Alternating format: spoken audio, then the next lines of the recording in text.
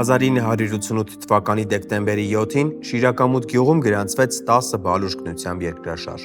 Տուժեցին Գյումրին, Վանաձորը, հիմնահատակ ավերվեց Սպիտակ քաղաքը։ Սոհվեց մոտ 25,000 մարդ։ Անցել է շուրջ 30 տարի, սակայն սեյսմակայունության պատկերը էականորեն չի փոխվել։ Մենք շարունակում ենք ապրել շենքերում, որոնք խորհրդային միությունից մնացած ժառանգություն են։ Նախատեսված լավագույն դեպքում 7 բալի համար։ Ժողովրդին պետք է ասել ճշմարտությունը։ Մենք պատրաստ չենք գալիք երկրաշարժին։ Երկրաշարժերը կարող են կրկնվել 60-ից 70 տարին մեկ։ Ուժեղ երկրաշարժերի մասին է խոսքը։ Ունենք ոչ ուժեղ երկրաշարժի միջին ուժգնության տեղի ունենալու բարձր հավանականություն։ Այս պահի դրությամբ։ Դու գիտես, որ դու ապրում ես սեյսմիկ ակտիվ գոտում, դու պիտի լինես դրա հետ հաշտ ապրողը։ Ինչ անի այդ խեղճ պետությունը։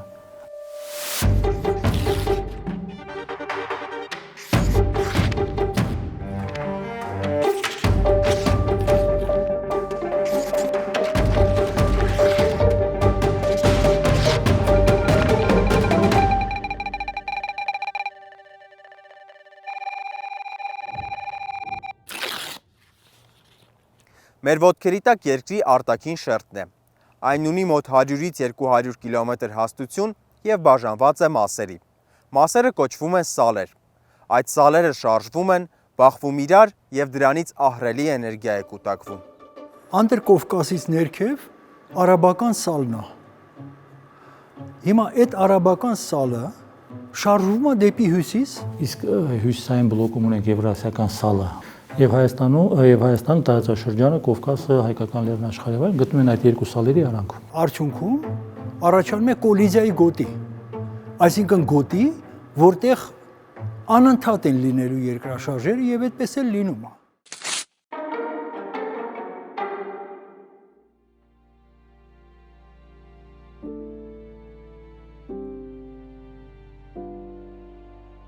Հայաստանի ամբողջ տարածքում երկրաշարժեր եղել են։ Դրանց մասին վկայում են թե պատմիչները, թե հնագետները։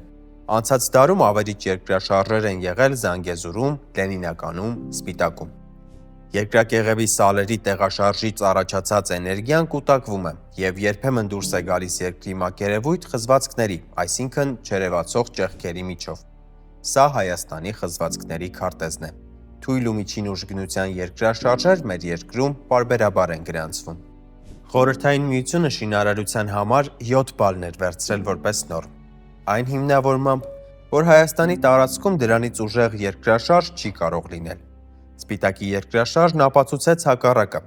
10 բալ էպիկենտրոնում, 9 բալ հարակից քաղաքներում։ Մեր բնակֆոնդի մեծ մասը 85% կարելի է ասել 85% կառուցված է եղել սովետական միության, խորհրդային միության ժամանակ, երբ որ թերագնահատված էր սեյսմիկ վտանգը։ Այսօրվա Հայաստանում գործող սեյսմիկ նորմերով գրված է Երևանի համար սպասվող երկրաշարժը, այսինքն սեյսմիկ վտանգը դա 9 բալ է։ Եթե կառուցում ես 7 բալ, ինչ որ մի գումար ես ծախսում, հետո կառուցում ես 8 բալ շենք, շինարարությունը թանկանում է մոտ 12-14%-ով։ Երբ որ կառուցում ես 9 բալանոց շենք, արդեն 20-21%-ով է թանկանում։ Անկախ Հայաստանը արդեն 35 տարի շենքերը կառուցում է 9 բալանոց երկրաշարժին դիմանալու հաշվարկով, բայց 10 շենքից 8-ը այսօր էլ պատրաստ չեն մեծ ցնցումների։ Սեյսմիկ ինժեներ Միքայել Մելքումյանը հաշվարկել է մայրաքաղաքում ուժեղ երկրաշարժի հնարավոր հետևանքները։ Ուրեմն եթե Երևանում տեղի ունենա հաշվարկային երկրաշարժ, այն է 9 բալ եւ բարձր, Երևանի 80% շենքերի փուլ է գալու եւ Երևանում կմահանա 300,000 մարդ։ Հնարավոր 300,000 զոհի հանգամանքը նշել էր նաև Ասիական զարգացման բանկը աղետների ռիսկի կառավարում 2014-2018 թվականների հաշվետվության մեջ։ Սա սցենարներից մեկն է։ Սեյսմիկ անվտանգության տարածքային ծառայությունն էլ իր սցենարներն ունի։ Գլխավոր դերում երկրաշարժն է։ Դրա էպիկենտրոնից, խորությունից ու ուժգնությունից կախված տարբեր հետևանքներ են կանխատեսում։ Որտեղ եթե Երևանյան խզվածքը աշխատի, բնականաբար իր մոտ գտնող քանի շենքա, քանիսն են խոցելի, ինչքան բնակչության մի պատկեր կլինի։ Գառնի խզվածքը աշխատի, ենթադրենք ավելի թույլ, քան Երևանյան խզվածքը, հենց դա կոչվում է սցենարներ։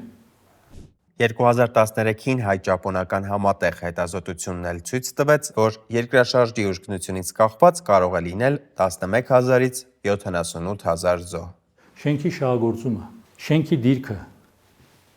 հնարավոր էպիկենտրոնից։ Շենքի տեխնիկական վիճակը, այդ նույն երբ որ հարևաններից մեկը կրող պատ է քանդել եւ թուլացել ու դրա մասին ոչ մեկ չի հիշում եւ այլն եւ այլն։ Վտանգը սխալ են գնահատել, ռիսկը սխալ են գնահատել, շինարարը վատ է կառուցել, մեջը գողություն է կատարվել, լավ որակով չի կառուցվել։ Նիկոլայ Գրիգորյանը 1988-ին լրագրող էր Սպիտակի աղետի գոտում։ Հետո նա հիմնեց արտակարգ ալիքը, որ պատմի մարդկանց, թե ինչպես պաշտպանվել աղետից։ Շենքեր կան, որ 25 տարով են կառուցվել։ Շենքեր կան, որ 50 տարի ժամանակով են կառուցվել, 100 տարի անցավ արդեն։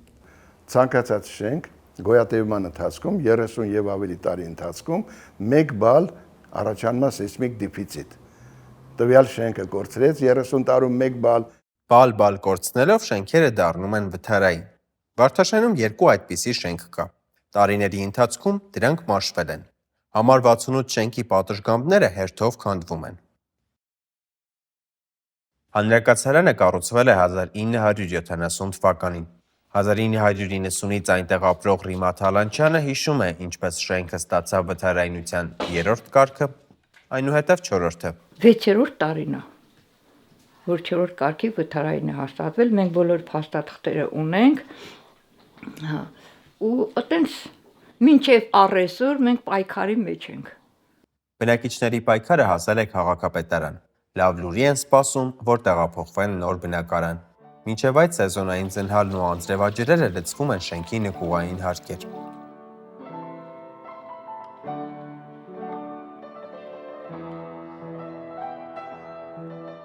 Պերճ Կարապետյանը դաշնակահար չէ։ Պահեստազորի գնդապետի հին սովորությունն է դաշնամուր նվագելը։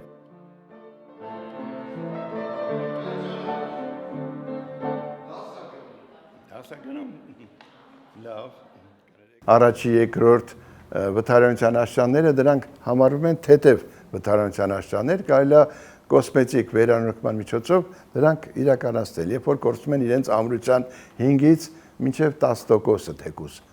Իսկ եթե արդեն 15% եւ ավելի բարձր ամրություն են կորցնում, այսինքն եթե շենքը դառնում է 3-րդ աշճանի վթարայնության շենք, դա արդեն վտանգավոր է։ Այստեղ պետք է հստակ իմանալ, այդ շենքում արդեն չի կարելի ապրել։ Երևանում հաշվառված է 4-րդ կարգի վթարայնություն ունեցող 13 շենք։ 4-ի բնակիչներին նոր բնակարաններով ապահովելու խնդրով քաղաքապետարանն է զբաղվում։ Ամենաբարդ նախագծերը դրանք վթարային շենքերի բնակիչների վերաբնակեցման խնդիրներն են։ 2022 թվականի դրությամբ Հայաստանում 600 շենք 3-րդ եւ 4-րդ աստիճանի վթարայնություն ունեին։ 3-րդ աստիճանի վթարայնություն ունեցող շենքերով ոչ մի կառույց չի զբաղվում։ Չի չափվում նաև շենքերի սեյսմակայունությունը։ Գիտենք, թե օրինակ որ սերիայի շենքերը ինչ խոցելիություն ունեն, բայց որը քանի բալ երկրաշարժի կդիմանա հիմա, հստակ չէ։ Սեյսմիկ ռիսկերի նվազեցումը սեյսմիկ անվտանգության տարածքային ծառայության տիրույթում է։ Ծառայությունը 91 թվականից ստեղծվելուց հետո ուղղություն էր վերցրել սեյսմիկ ռիսկի նվազեցմանը, որը հենց այդ պատրաստվածության մասին է։ Բայց 2023-ին հաշվեկնիչ պալատի ստուգումները փաստեցին, ռիսկի նվազեցումը մնացել է թղթի վրա։ Չկար ոչ ռազմավարություն, ոչ էլ նախատեսված քայլերի կատարողական։ Չեն հաստատվել հստակ ծրագրեր, չեն հաստատվել ժամանակացույցեր, պատասխանատուներ, ըստ այդմ էլ չեն նախատեսվել ռեսուրսներ, հետևաբար նաև աշխատանքները, որոնք նույնիսկ կատարվել են, դրանք չեն կատարվել ռազմավարական մոտեցմամբ, հայեցակարգային մոտեցմամբ եւ այստեղ կարող ենք արձանագրել, որ հաշվետվողականության իմաստով նույնպես եղել են բացթողումներ։ Բացթողումները շատ են, արդարացումները նույնպես։ Ծառայության պետի հավաստմամբ իրենց լիազորություններն ընդլայնվել են եւ կա հրաման լուծել կուտակված խնդիրները։ Մայրաքաղաքի 5000 շենքի մոտ կեսը պատրաստ չէ ուժեղ ցնցումների։ Որտեվ դա կարող է 50 տարին մեկ լինի, կարող է 35 տարին մեկ լինի, կարող է 100 տարին մեկ լինի, բայց լինելու է։ Երկրաշարժերն անկանխատեսելի են, բայց երկրակեղևի ակտիվությանը հնարավոր է հետևել։ Գառն ու սեյսմիկ կայանում արձանագրում են տարածաշրջանի բոլոր երկրաշարժերը։ Այս այդ մեր կայանն է, այս այդ դաչիկներն են։ Այս պաստամենտը ինքը իմաստն է, որ ինքը շենքից կտրում է, որ շենքի ազդեցությունը չլինի, որ մաքուր գրի։ Սա առավելությունը էսն է, որ տեղն էլ է հանգիստ, թունելի մեջ, աղմուկ չկա, քիչ է։ Ինչքան քո շումդ քիչ է, այնքան դու ավելի թույլ երկրաշարժ ես գրում։ Ստուգում են նաև ստորերկրյա ջրերը։ Եթե բաղադրությունը նորմայից շեղվում է, ապա երկրաշարժի հավանականությունը մեծանում է։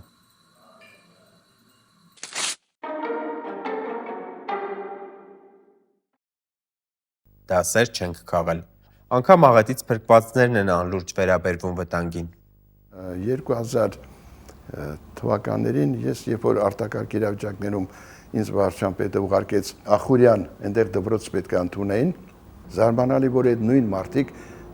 եղել են երկրաշարժի ժամանակ, այսինքն իրենք կրել են այդ ցավը եւ շինարարը նորից խախտումներով մետաղական կոնստրուկցիաների հետ կապած, որ սվարկաներով բան իրար կպցրած մի խոսքով կապելով ուզում էր շենքի այդ սեյսմոկայունությունը ապահովել։ Շենքը նախագծվում է, ապա նախագիծն անցնում է փորձաքննություն, որ ստուգվի սեյսմիկ եւ այլ նորմերին համապատասխանությունը։ Դրական եզրակացության դեպքում սկսվում է շինարարությունը։ Գործընթացը վերահսկում են քաղաքաշինության կոմիտեի լիազորած անկախ կազմակերպությունը, համայնքը եւ քաղաքաշինության տեսչական մարմինը, պարբերական ստուգումներով, նաև շինհրապարակում մշտական ներկայությամբ։ Եթե նախագծից շեղումներ չեն արձանագրվում, շենքը հանձնվում է շահագործման։ Բանալի բառն այստեղ արձանագրվելն է, որովհետև իրականում շինհրապարակի աշխատանքները համակարգային վերահսկողությունից դուրս են եւ կախված են շինարարի ու լիազոր մարմնի պատասխանատվությունից։ Ես մեր սեյսմիկ նորմերի համահեղինակներից մեկն եմ։ Եվ ես գիտեմ ինչ է գրված մեր նորմերում։ Այդ ինչ որ գրված է, տեղում չի կատարվում, իրականացվում։ Նույնիսկ նախագծի մեջ չկա դա։ Խնդիրը ինչումն է մարդկության, մեր հասարակության խնդիրը, որ պատրաստվի հաջորդ երկրաշարժին։ Այսինքն պատրաստվելու համար ինչ է, գիտելիք առաջինը, ճիշտ կառուցող շենքեր։ Առայժմ Հայաստանի բնակիչների մեծ մասն ապրում է ոչ սեյսմակայուն շենքերում։ Ակադեմիկոս Միքայել Մելքումյանն առաջարկում է խնդրի լուծման իր տարբերակը՝ շենքերը կտրել գետնից ու դնել պատկերավոր ասած անվադողերի սեյսմամեկուսիչների վրա։ Նայեք, շենքը սովորական շենք է գրունտի մեջ, խարսխված։ Բայց այս շենքը սկսում է ճաքել այս մեծ տատանումներից։ Հասկանալի է, ամեն ինչ քանդվում է, մեջի կահույքը քանդվում է եւ այլն, ջարդվում ամեն ինչ։ Հիմա գալիս է սեյսմամեկուսացման գաղափարը։ Շենքի ու գրունտի արանքում դրել ենք սեյսմամեկուսիչները։ Շենքը աշխատում է որպես կոշտ մարմին, այսինքն երկրաշարժի ժամանակ լինելով հենված այս սեյսմամեկուսիչների վրա, ինքը այսպես է շարժվում, իսկ սովորական շենքը լինելով խարսխված գրունտի մեջ, ինքը այսպես է տատանվում, այսինքն ուղիղ կա եւ այսպես կա, չէ՞։ Այս շենքը տատանվում է ուղիղ, այստեղ դեֆորմացիաները վերցնում են սեյսմամեկուսիչները, իսկ այստեղ դրանք չկան։ Դրա համար հսկայական տարբերություն կա սրանց աշխատանքի մեջ։ Հյուսիսային ճառագայթի այս երկվորյակ շենքերը կառուցված են հենց այդ տեխնոլոգիայով։ Նախագծի հեղինակ Միքայել Մելքումյանը վստահեցնում է, որ երկրաշարժի դեպքում սեյսմամեկուսիչները կկլանեն տատանումները ու շենքը չի քանդվի։ Ըստ հեղինակի, հնարավոր է նաև հին շենքերի դեպքում այսպիսի սեյսմակայուն վիրահատական միջամտություն իրականացնել։ Դրա արժեքը 1 քառակուսի մետրի հաշվարկով $30 է։ Կան նաև շենքերի ամրացման այլ տարբերակներ։ Օրինակ, երբ ամրաններով ու բետոնով լրացուցիչ հենարաններ են կառուցում։ Պետք է ճիշտ անալիզ անել, հաշվարկել։ Եվ այս հաշվարկը ձեզ ցույց կտա, որ դուք պետք է բոլոր պատերը, մակերեսները վերցնեք երկաթբետոնե շապիկների մեջ։ Սա մեկ։ Բացի դրանից դուք պետք է ներսում կառուցեք լրացուցիչ շրջանակներ շենքում, որտեղ դա ոչ մի սեյսմակայունություն չունի, հիմա պետք է դարձնեք 9 բալանոց շենք։ Հնարավոր է։ Անհնարին ոչինչ չկա։ Հնարավոր է, բայց քիչ հավանական, որովհետև պետությունը չի պատրաստվում վճարել շենքերի ամրացման համար։ Հիմա շենքը եթե 7 բալի համար է, բայց իրականը 9 է, այդ նախագիծը պիտի արվի, որ դառնա 9 բալին համապատասխան։ Ով պիտի անի։ Ում է պատկանում շենքը։ Դուք որ սեփական տուն եք կառուցում, ով է անում ձեր նախագիծը։ Սեփական տունը իմն է։ Այն սեփական բնակարանն է։ Ես շենքը իմը չի, շենքի բնակարանն է իմը, շքամուտքը իմը չի։ Եթե շքամուտքը եթե ձերը չի, բայց վտանգը բնակարանի մակարդակով եթե նայենք, Սեյսմիկ ծառայության պետը զգուշացնում է, որ մեր շենքերի մեծ մասը չի դիմանա ուժեղ երկրաշարժի։ Ինքը ծանր բեռ է, ինքը նյութապես այդ շենքերը հնացած մյուս եւ այլ դրանք միլիարդների ծախսեր են։ Ոչ միայն նորը կառուցելու, այլև ամրացնելու եւ այլ։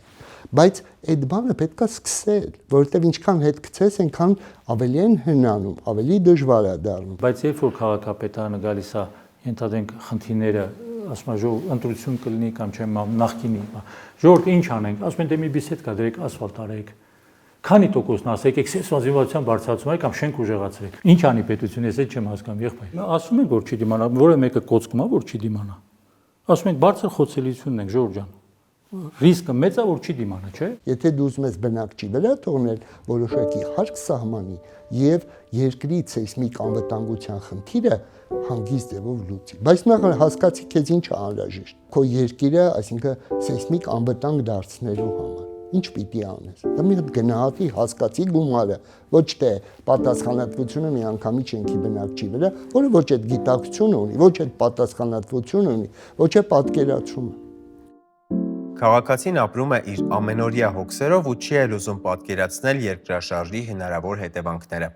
Պետությունը պատկերացնում է, նաև զգուշացնում է, բայց քայլեր չի ձեռնարկում սեյսմիկ անվտանգության մակարդակը բարձրացնելու համար։ Ընդհանրապես մարդկային հիշողությունը միշտ ուզում է մոռացած լինի վատը, միշտ ուզում է իրանից հեռու վանի եւ ասի գուցե եւ դա ինձ հետ չպատահի, ինձ հետ չկատարվի։ Եվ այս դեպքում պետության խնդիրն է, որ ոչ միայն ինքը պատրաստ լինի, այլև իր բնակչությանը իրազեկի, տեղեկացնի, պատրաստի, նախապատրաստի, որ այդ բնակիչը կարողանա դիմագրավել այդ մարտահրավերը։ Երկրաշարժերը մեզ համար տեսություն չեն։ Մենք ապրում ենք սեյսմիկ ակտիվ գոտում ու դրանում համոզվել ենք սեփական ծանր փորձով։ Ու չնայած գիտենք, որ մեր շենքը պատրաստ չէ հնարավոր ուժեղ ցնցմանը, ապրում ենք անհոգ անտարբերությամբ այն վտանգի հանդեպ, որը մի օր գալու է։ Սպիտակի արհավիրքը հիշում ենք, բայց դասերը լավ չենք սերտել։ Երբ է մարդ գնում հիվանդանոց։ Երբ որ հասնում է կրիտիկականի։ Բախի չի գնում։ Էդ էլա պետությունը մեղավոր։ Մտածելակերպ է, որը միգուցե դասեր քաղելով առաջ կգնա։ Երկրաշարժը բացի բուն մեծ վնաս հասցնեց ինքը ազգային անվտանգության կարևորագույն խնդիրը։ Յուրաքանչյուր կառավարություն դա գցի հաջորդի վրա, տակից դուրս գա, ինքը ծանր բեռ է։ Հայաստանում երկրաշարժեր եղել են ու էլի լինելու են, հարցը ժամանակն է։ Այսօրվա տեխնոլոգիաներով հնարավոր է գնահատել շենքերի սեյսմակայունությունը, ամրացնել առավել վտանգավորները ու պատրաստվել անխուսափելի այն ցնցմանը, որը կանխել չենք կարող, բայց կարող ենք նվազեցնել հետևանքները։ Գործնական քայլերը պարզ են. գույքագրել ու քարտեզագրել սեյսմիկ ամենավտանգավոր շենքերը, առաջնահերթ ամրացնել առավել վտանգավոր շենքերը, նոր շենքերի շինարարությունը դնել խիստ վերահսկողության տակ, ներդնել ֆինանսավորման կայուն մեխանիզմներ սեյսմիկ անվտանգության խնդիրները լուծելու համար, սեյսմիկ պատրաստվածությունը դարձնել կրթական և հանրային քաղաքականության մաս։ Սալերը շարժվում են, հարցն այն է, թե ինչ արագությամբ ենք շարժվում մենք ու պատրաստվում հաջորդ ցնցմանը։